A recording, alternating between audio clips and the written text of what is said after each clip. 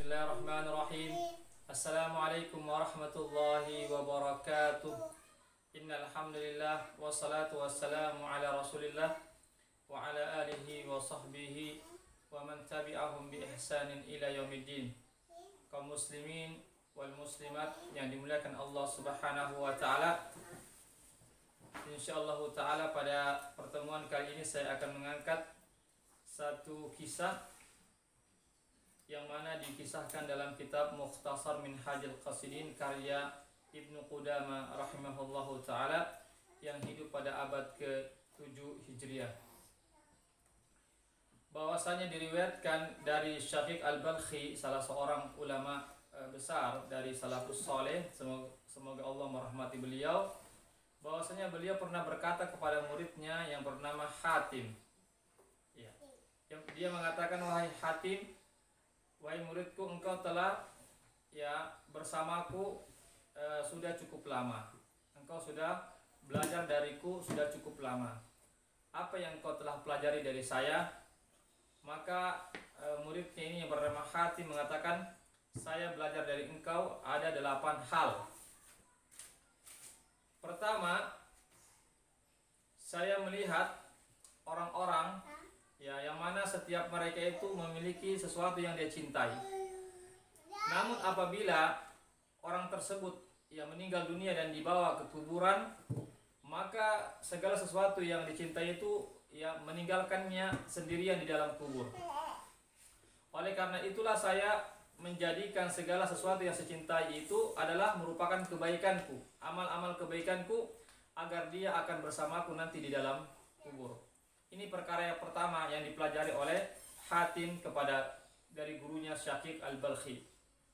Perkara yang kedua yang dipelajari oleh Hatim adalah beliau mengatakan, sesungguhnya saya telah membaca firman Allah Subhanahu wa taala, wa nahan nafsa 'anil hawa, yaitu orang yang mencegah dirinya dari hawa nafsunya. Maka saya pun berupaya untuk mencegah hawa nafsu saya dengan menjauhkan diri dari hawa nafsu, atau saya berupaya untuk mengendalikan hawa nafsu saya sampai hawa nafsu saya itu pun benar-benar berada di atas ketaatan kepada Allah Subhanahu wa taala.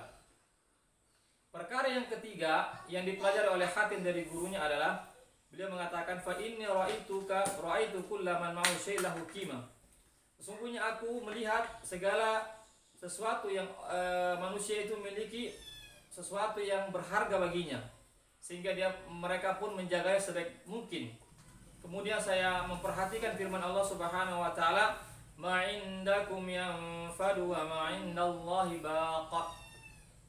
Apa saja yang ada pada kalian, pada manusia itu pasti akan sirna atau akan binasa, sedangkan apa yang ada yang di sisi Allah maka itu tetap kekal abadi. An-Nahl ayat 96.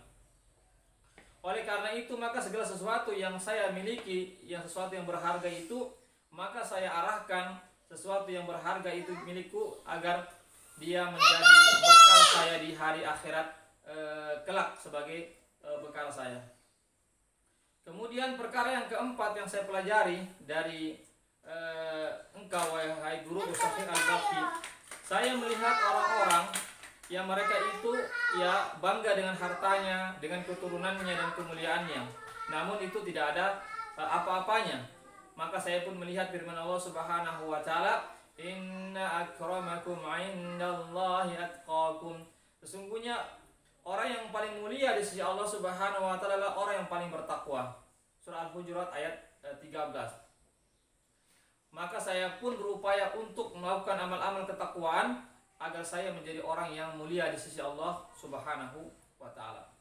Kemudian perkara yang kelima yang dipelajari oleh Hatim dari gurunya Syafiq Al-Balkhi adalah saya melihat orang-orang itu saling iri dengki, saling cemburu di antara mereka. Kemudian saya melihat firman Allah Subhanahu wa taala, nahnu qasamna bainahum ma'isyatahum. Sesungguhnya kami telah membagikan rezeki mereka di antara mereka secara adil.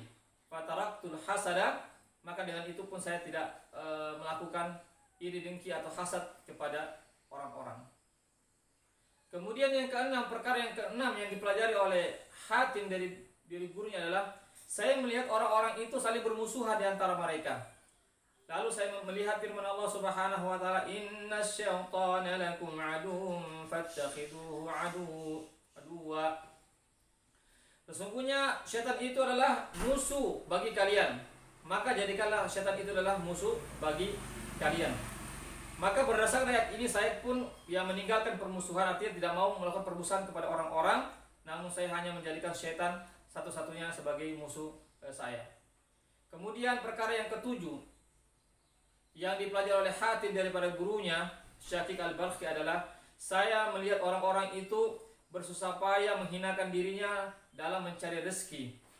Kemudian saya melihat firman Allah Subhanahu wa taala, "Wa ma min dabbatin fil ardi illa 'ala Allahi rizquha." Dan tidak ada satupun binatang yang melata di permukaan bumi ini kecuali rezekinya ada pada Allah Subhanahu wa taala. Berdasarkan ayat ini maka saya pun berupaya untuk menyibukkan diri atas kenikmatan yang saya akan dapatkan nanti di hari akhirat, dan saya meninggalkan apa-apa yang disibukkan oleh orang-orang. Artinya dia menginginkan menyibukkan yaitu amal-amal soleh yang melakukan bekalnya di hari akhirat yang akan dipersiapkan oleh Allah Subhanahu wa taala berupa kenikmatan nanti di hari akhirat, dengan tidak menyibukkan diri menghinakan diri dalam mencari rezeki.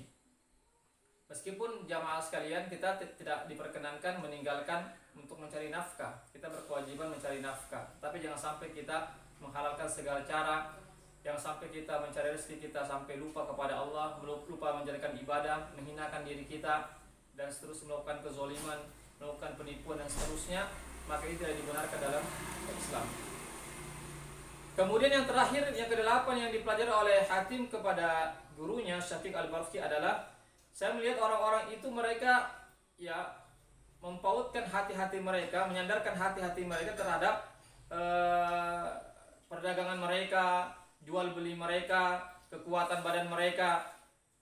Adapun saya, maka saya pun mentawakalkan diri saya, mempasrahkan diri saya hanya kepada Allah Subhanahu wa taala. Demikianlah jemaah sekalian.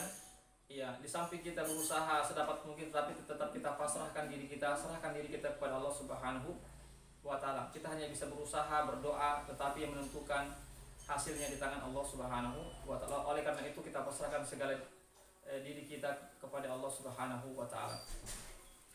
Demikianlah jemaah sekalian, 8 perkara ini menjadi renungan bagi kita semuanya, sebagaimana Hatim telah belajar daripada gurunya sekian lama. Yang dia dapatkan dari gurunya adalah 8 perkara ini. Mudah-mudahan 8 perkara ini jemaah sekalian menjadikan inspirasi bagi kita agar kita senantiasa berjalan di jalan Allah Subhanahu wa taala. Demikianlah apa yang bisa saya sampaikan. Wabillahi taufiq wal hidayah. Assalamualaikum warahmatullahi wabarakatuh.